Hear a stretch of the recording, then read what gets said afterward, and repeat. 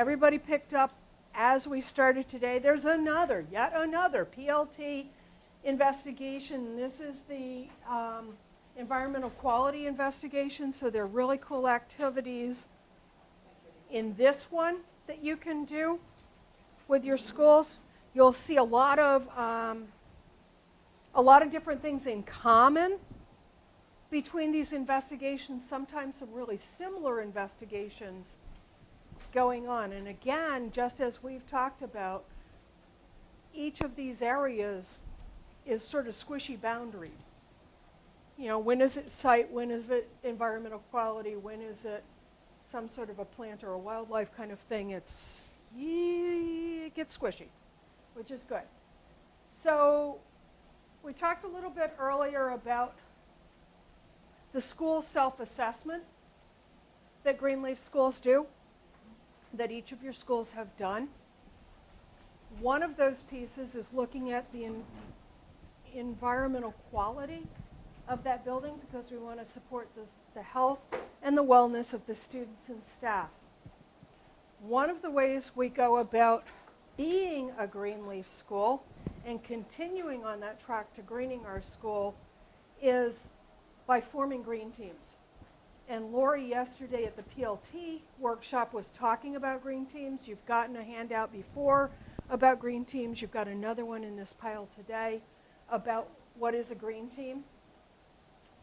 And a green team, when you're looking at the self-assessment tool, and I've got education initiatives, and I've got health and wellness initiatives, facilities-based initiatives, who needs to be on that green team?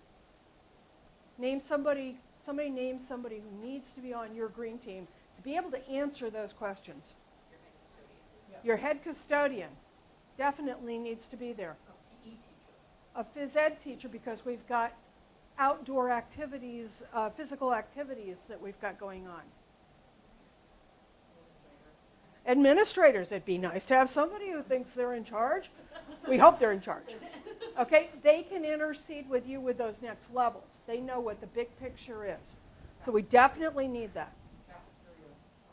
So our dietitian, whether that's on your district level or in your school. So different schools have different levels going on there.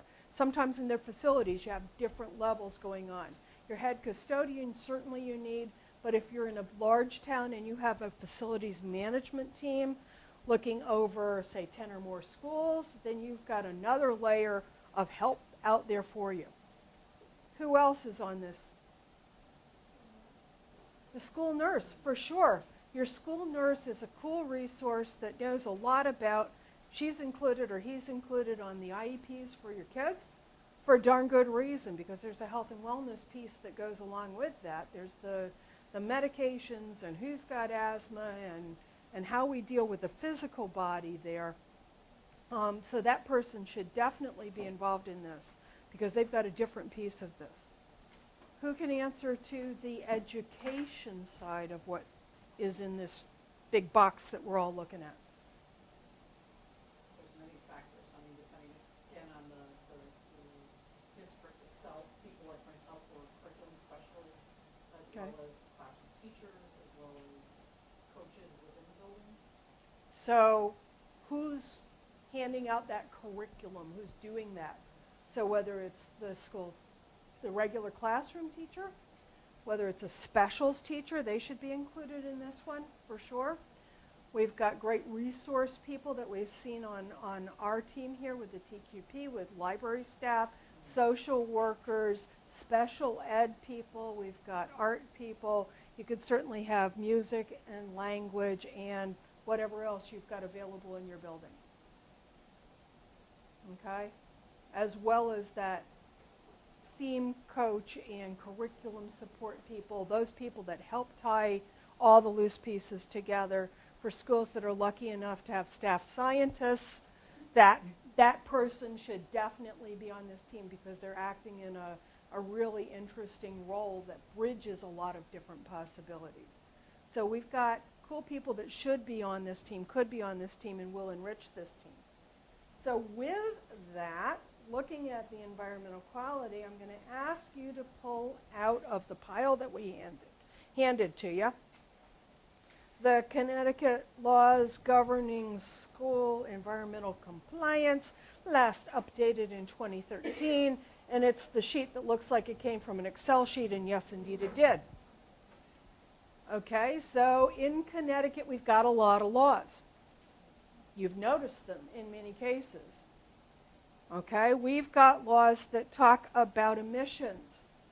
So that first page, that first look, looks at, do buses idle for more than 3 minutes on your school site? Everybody here has been in schools more than long enough to remember when the buses came and they just sat. Do they do that anymore? Do we let them do that anymore? Are we still fighting with some things in some cases? Possibly. What's the bigger challenge for idling?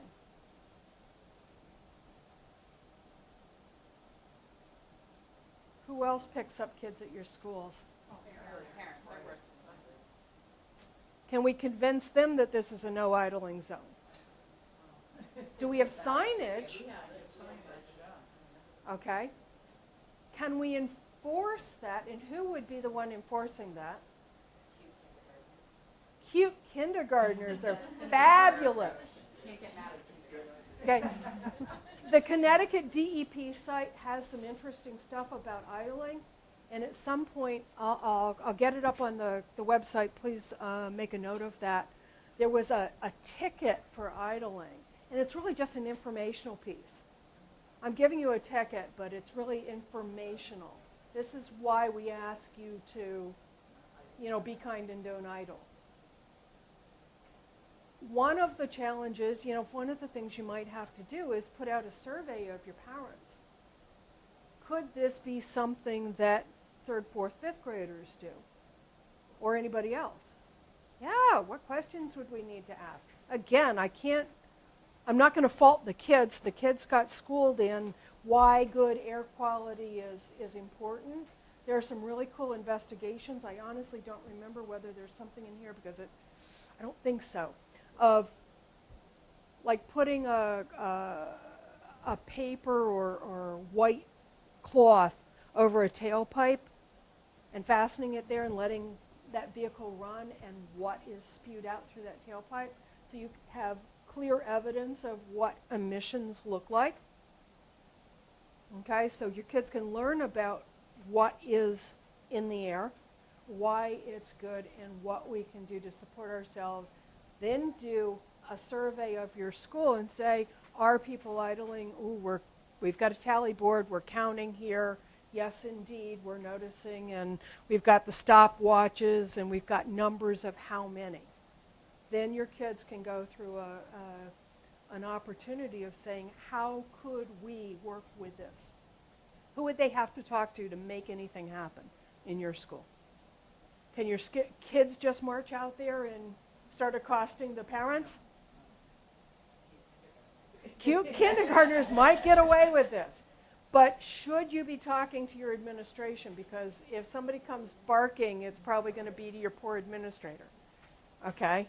Yeah? I was going to say, for the TLC from yesterday, where they had those kits, and you have your CO2 detectors, your CO detectors, you can do it on an actual empirical level and bring out your monitors, have your kids taking measurements. When you send a letter out to your parents, say, hey, we noticed this, this is our data. These numbers compared to during the day when there's nobody sitting there, this is the difference, help us do something about it. Yeah. So can your kids get the data that supports what's going on here? Yeah. And it's really hard to argue with that one. So if they need to make a policy change because it's not just our school, it's maybe all the schools, we don't have signage up, what could we do in our town? Taking that kind of a cause to the school board and having shiny-faced kids, doesn't even have to be the kindergartners in that case, presenting data that they collected, that they put together, that they built into an evidence-based, persuasive argument. Gee, does this sound like Common Core and NGSS like we've been talking about? Ask asking, we have researched, and this is what our policy is, or it doesn't exist, or it's there and not being enforced, and here are our suggestions. This is what we would like to see happen. Or we did this at our school, and these were the results, and this is how we think it needs to be extended and supported in this town. You got a really cool photo up. You've got the mayor coming down and standing with the kids. You've got, you know, the School Nurses Association applauding because you're fighting asthma, and what are our absences in this school due to asthma days. You know, all kinds of opportunities there. You've got a lot of different things in this list that add to that same level of take it back to the curriculum. So it's not just we need to comply with this. Why? There's science behind it. There's evidence behind it. There's data behind it.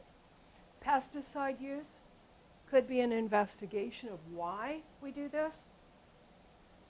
Schools are not supposed to be applying pesticides. You see the regulations here, and the other sheet of information was more of a call out of the data of what that law says, and that's the summary of Connecticut laws that'll be attached to this presentation. So this is what the law says. This was a summary document that we put together for our Greenleaf schools to work with. When can and can't and do and don't we use chemicals in our schools is written in on here. Indoor air quality and the requirements of that are on here. In newer schools, there are even more heightened requirements of what needs to be done.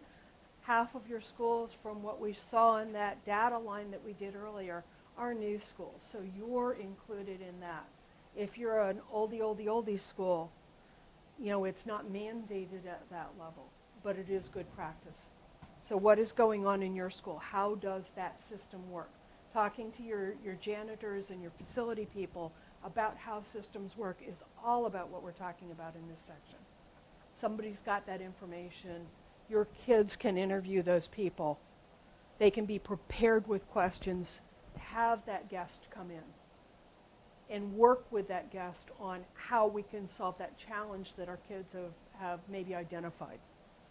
Because it's not the kids alone, it's not the facilities alone, it's some marriage of them plus some others that probably make a solution possible in any of these categories. Green cleaning is another piece. We've got laws that say, no, you cannot bring in Mr. Clean, spray on smelly stuff, germicidal wipes, and whatever else. It's like, no, I cannot do that. There are only green cleaners that should be used in this school, and your school should be supplying them to you to use in your classroom. Otherwise, good old soap and water honestly really does work well. For schools that have older kids, that you are looking at middle grades and higher, and you've got the opportunity in a biology class to maybe do some culturing of surfaces. Can we do that at all in schools? We should not be doing culturing because God only knows what grows, huh? Right. Okay. Okay, but we could do an empirical cleaning. We could make a dirty white surface and use different cleaners and make a fair test of, I wiped 4 times with this cleaner, with plain water, with soapy water, you know, that kind of an idea of did I get a clean surface and what did it take to get a clean surface. So there are experiments that we can do completely safely in a class. There's probably data that we can pull that has information that we didn't have to grow the buggies, but we can look at data that compared different substances and its impact. So we can go back to the research data on that without culturing heaven only knows what. Yes. Yeah. It's like, yeah. There's a surprise someplace. We know we used to do that. Yep. And we know that was probably dumb. Yeah, there are a lot of big bad bugs out there. We really don't want to be encouraging the big bad bugs. Yeah. Green cleaning is another cool thing that you can do with some of your kids, and that's a cool Homeschool connection. How much is the potential for a household to spend on cleaners, dollar-wise? So I've got rudimentary math here. So a kid could go home and survey the bottom of the sink or check with mom or dad or whoever does the shopping and, what do things cost? What was the cost of that?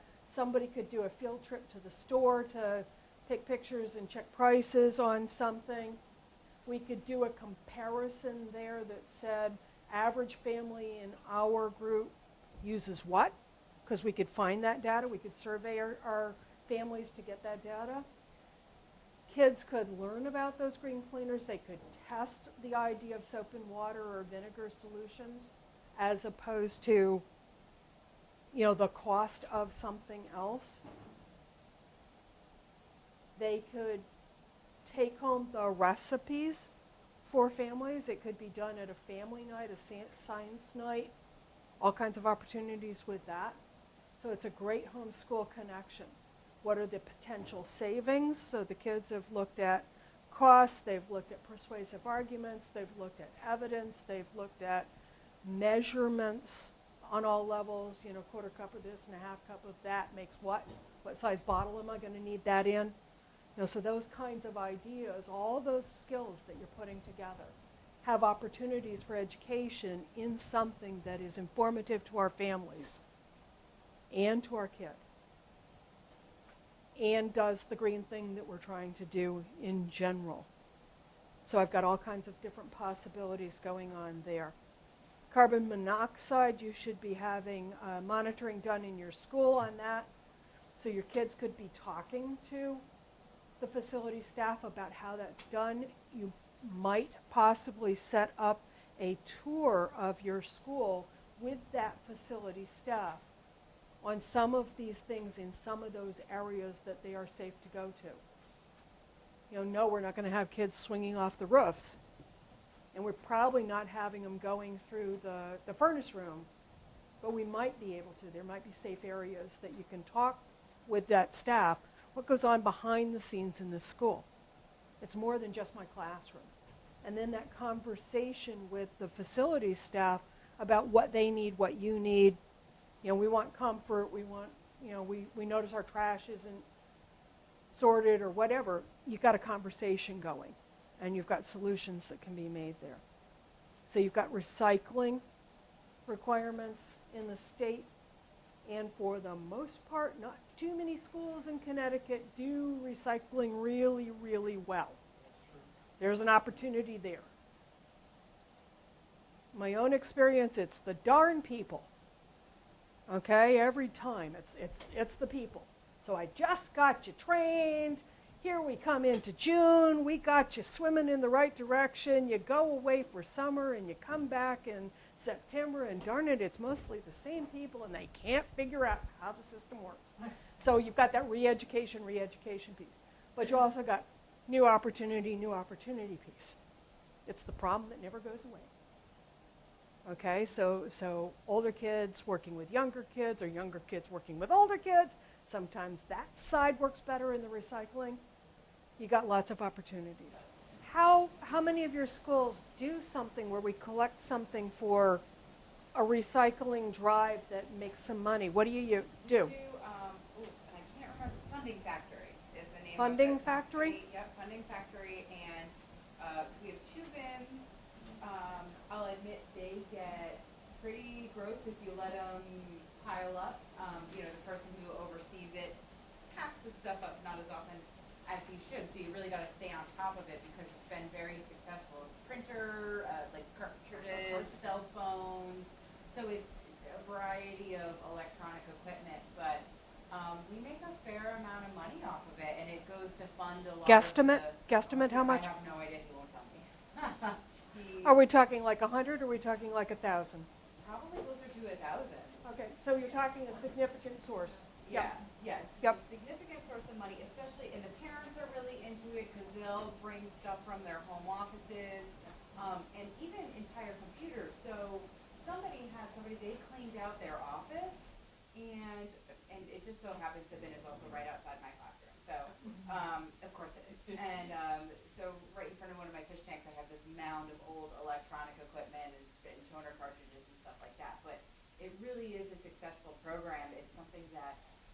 all families, or most families have access to, whether it's an old cell phone or an old computer or printer cartridges. Like, we get tons of it.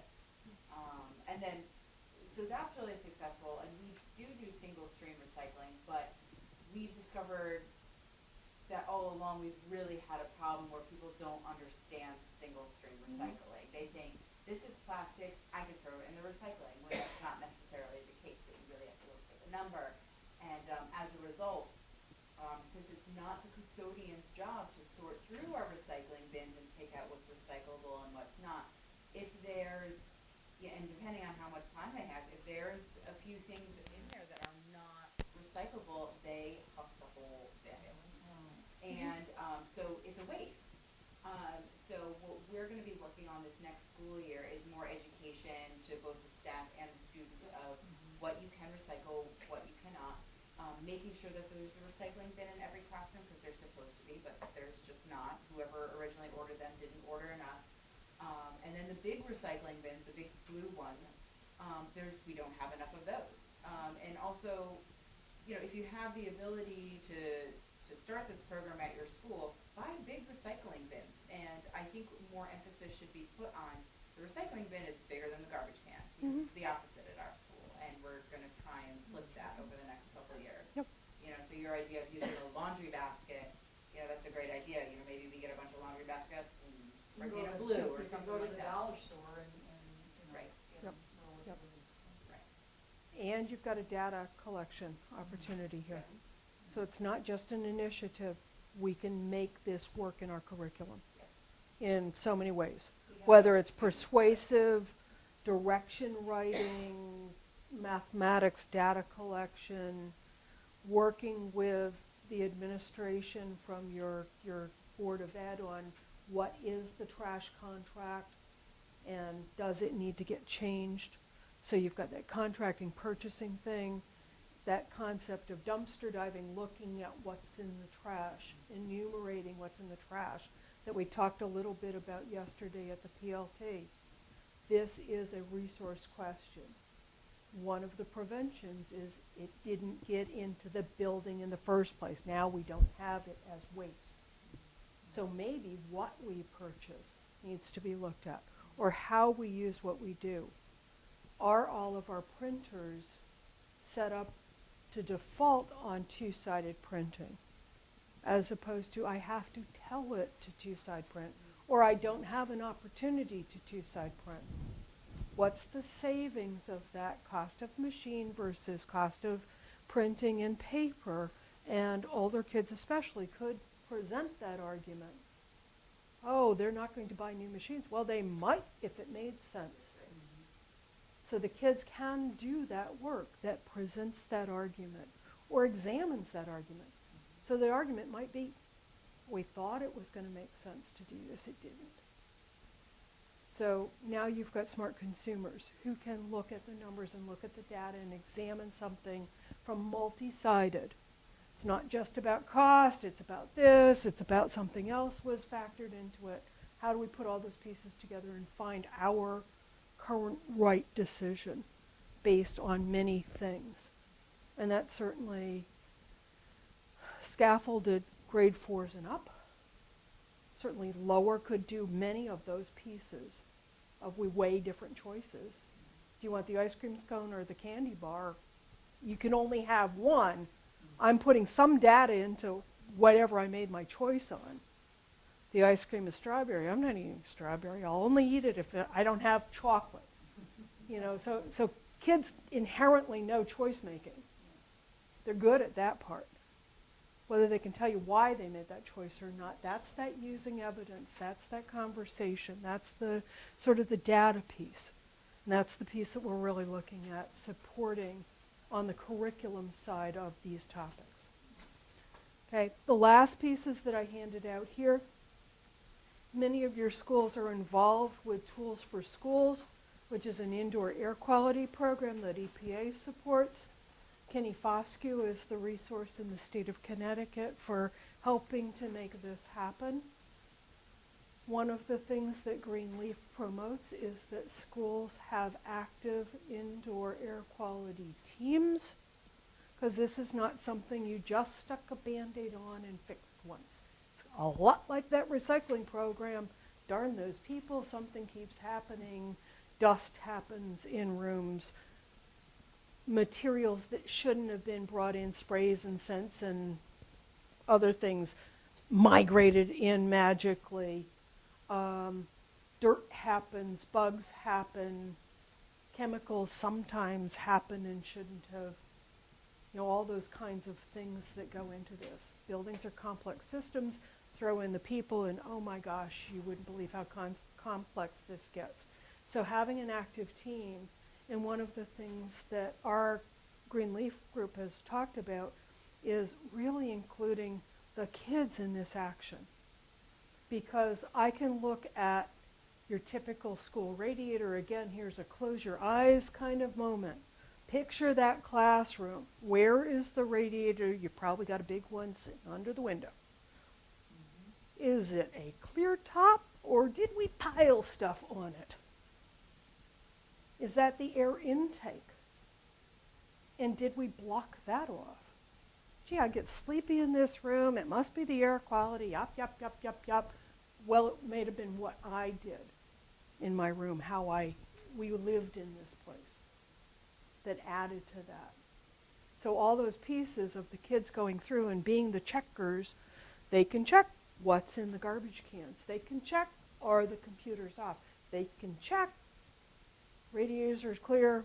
Yep, the dust is at a reasonable level. Nope, somebody did not bring in their 65,000 Beanie Baby collection and hasn't moved any of them in the last 45 years, and my gosh, they've got hair on top of the hair.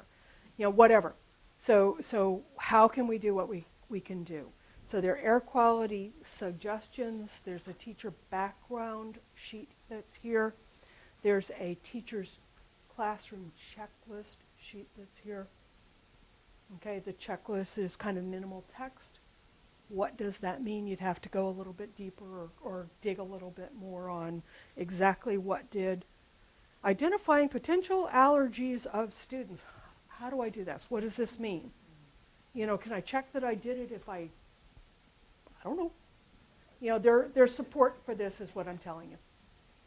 So, and it's a role that kids can play. It's a role that teachers need to play. We're the people living in the building.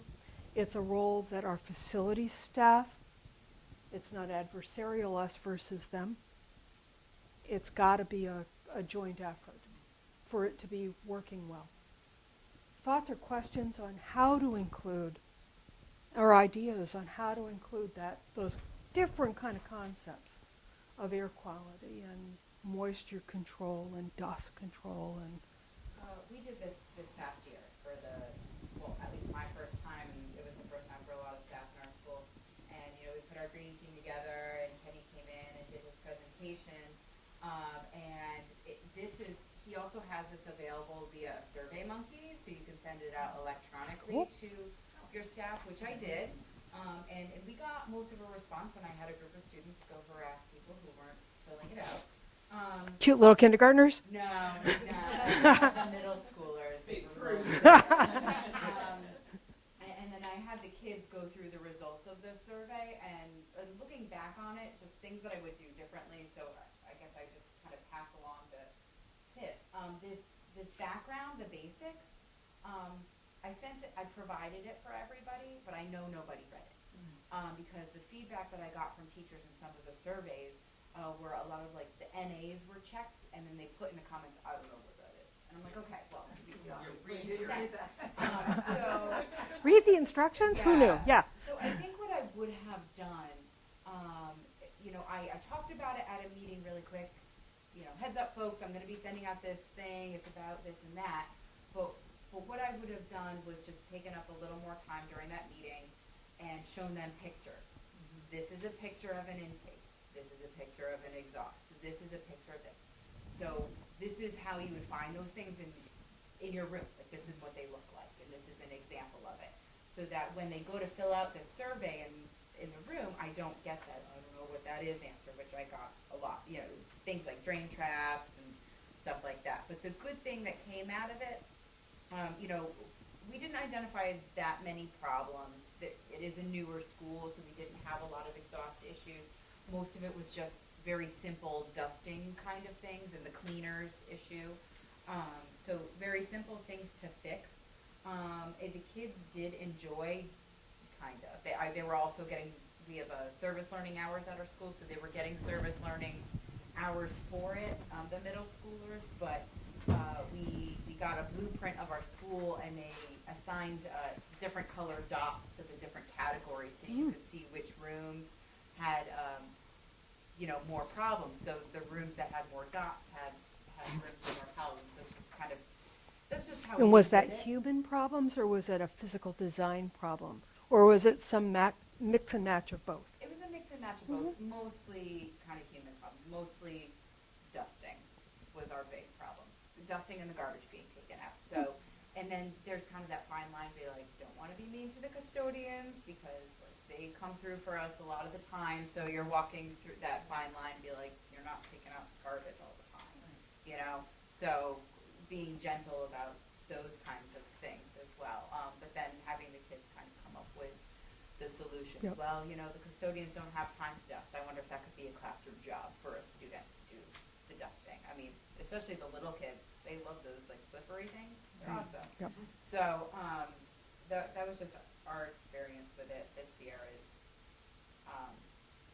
providing a little more background information for your staff for when they do this. Or it is a good idea to have the students go through the classrooms. You know, there is kind of and there would be an interview component in this that the students would have to ask the teachers. So Very cool. that's what we did.